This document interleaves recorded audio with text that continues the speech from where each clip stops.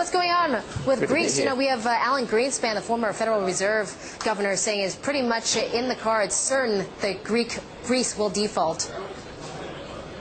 Yeah, look, I don't think anyone's going to be surprised if Greek actually does default. It's very much priced into the Greek bond market. So I don't think there'll be huge ripple effects if in fact they do a default. It's really just, I think, how they do it. Is it a forced restructuring, or is it something that private investors are willing to get involved in? But look, I think in the near term, the EU and the IMF will provide more assistance to Greece, and that'll just help them to continue on for at least another few more months and then just kick the problem down the road. So I think Europe will do what they've been doing for the last 18 months or so, which is just wait till the very last moment, then provide some assistance to Greece to help them through. But remember, Greece is making quite a bit of progress on reducing their budget deficit. It was 15%, now it's 10%, on the way to about 7%. So they are making changes, probably just not as rapidly, though, as the market wants.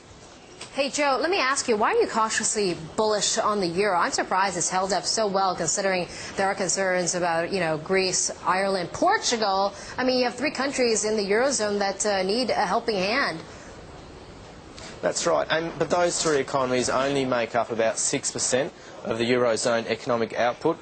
Other parts of Europe are doing quite well. As we know, Germany's growing 5%. The unemployment rate is only 7%, the lowest in more than 2 decades. And that is forcing the ECB to raise rates. So they've done it once already. They're almost certainly going to raise rates next month. And that, we think, is why the euro can only fall so far. So there is this floor under the euro. Yeah. I was going to ask, where is the floor for the euro? Continue. Well, I think euro might get down to about 138 in the near term because of the Greek issues. As you know, later today, there's going to be a vote of confidence in the Greek Parliament. If that goes badly, you can see the euro fall.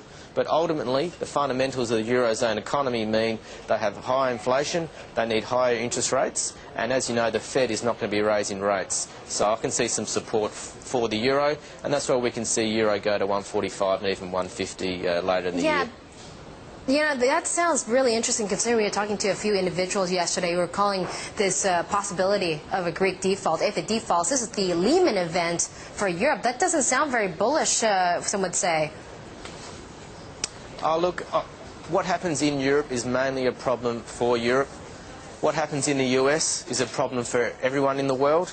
So I think issues in Europe are not going to bring down the US economy, the US banks, or the global economy. So I do think we do have to differentiate here. The US is a problem for the world, but I don't think Europe is a problem for the world. Okay, so quickly, Joe, best bet in the currency space then in the next 6 months? Yeah, look, I'm still fairly bullish the euro because of the ECB. I think we'll be raising rates at least once and probably twice this year. Whereas the Fed is almost certainly going to be on hold for at least 6 months and probably a year. So I'm still pessimistic the US dollar and mildly optimistic euro. And of course, we're still optimistic the commodity currencies like the Aussie. We still see that going to record highs of $1.12 against the US dollar. Wow. That is bullish. All right, Joe, thanks for joining us this morning. Joe Capurso, Commonwealth Bank of Australia currency strategist.